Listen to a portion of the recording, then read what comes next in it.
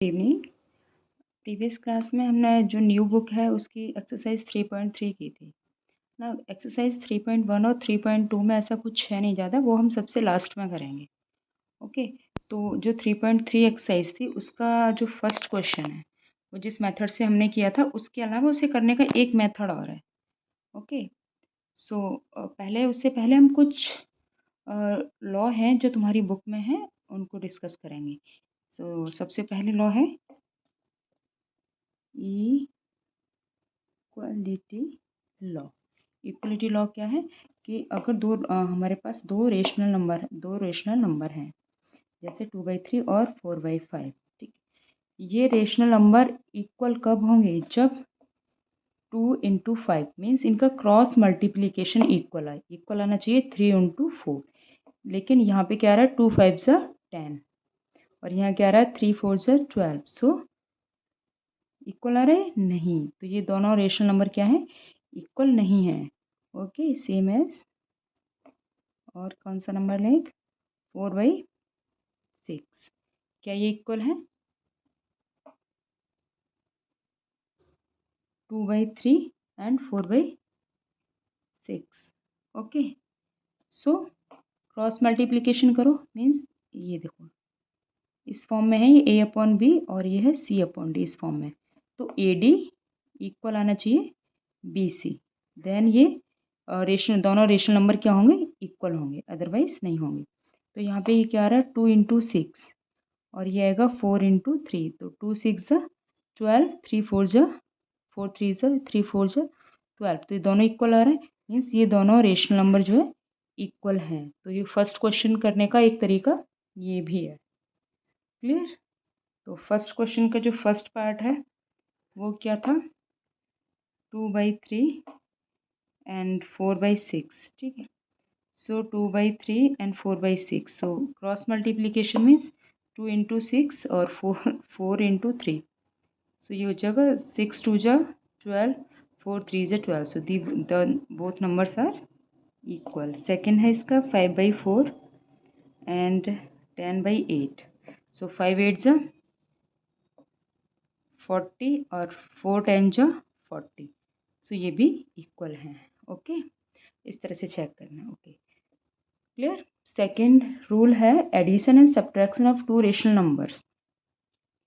तो एडिशन और subtraction, rational number क्या है? A/B और ये है C/B। जब डिनोमिनेटर सेम है तो एडिशन क्या हो जाएगा? A + C/B। सब्ट्रैक्शन क्या हो जाएगा? A - C/B।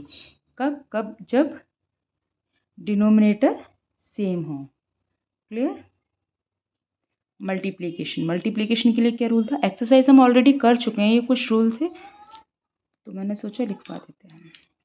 A/B × C/D। Clear? So numerator का आपस में मल्टीप्लाई हो जाता है और डिनोमिनेटर का आपस में मल्टीप्लाई हो जाता है, मीन्स AC/BD। क्लियर? अगर डिवीजन है means A/B divided by C/D। यहाँ पे क्या रहना चाहिए? B is not equal to 0 और D is not equal to 0। B भी 0 नहीं होना चाहिए, D भी 0 नहीं होना चाहिए। जब डिनोमिनेटर 0 हो जाएगा तो वो रेशनल नंबर ही नहीं रहेगा। क्लियर? ओके, सो सेम यहाँ पे है A/B C/D, है ना। तो ये हो जाएगा, ये क्या है? डिवाइड का साइन है। तो ये क्या होता है? उल्टा हो जाता है, ये डिनोमिनेटर न्यूमरेटर में कन्वर्ट हो जाता है, न्यूमरेटर डिनोमिनेटर में, और मल्टीप्लाई हो जाता है। देन AD/BC, सेम मल्टीप्लिकेशन वाले फॉर्मूले से।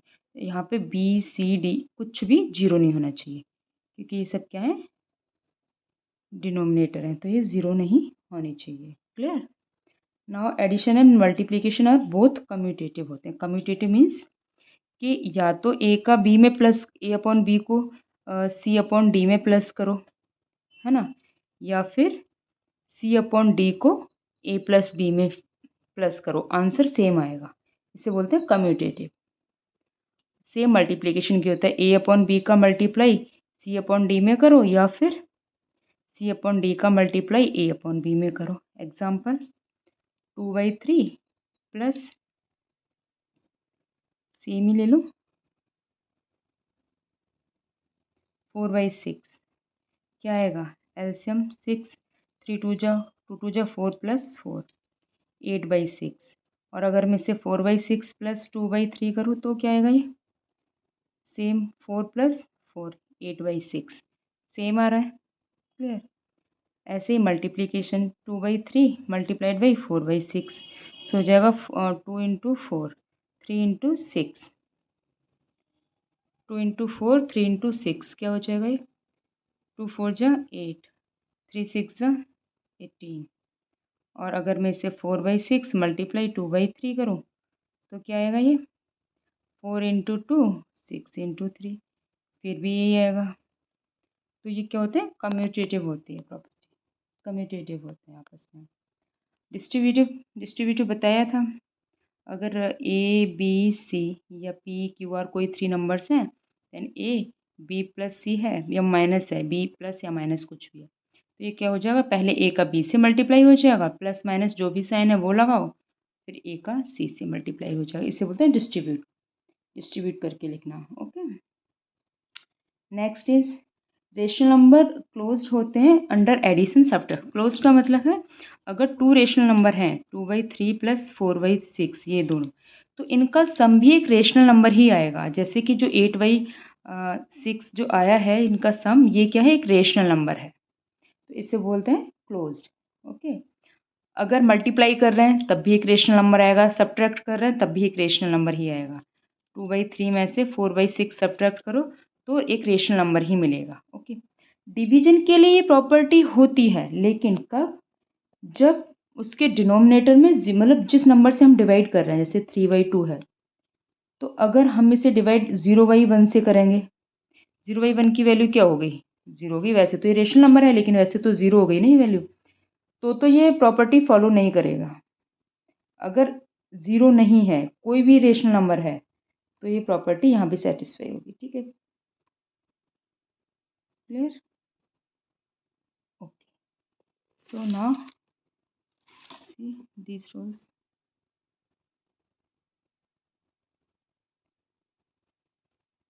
टुमारो हम आगे की एक्सरसाइज कंटिन्यू करेंगे। 3.1 3.2 जब ये थर्ड चैप्टर कंप्लीट हो जाएगा उसके एंड में कराएंगे।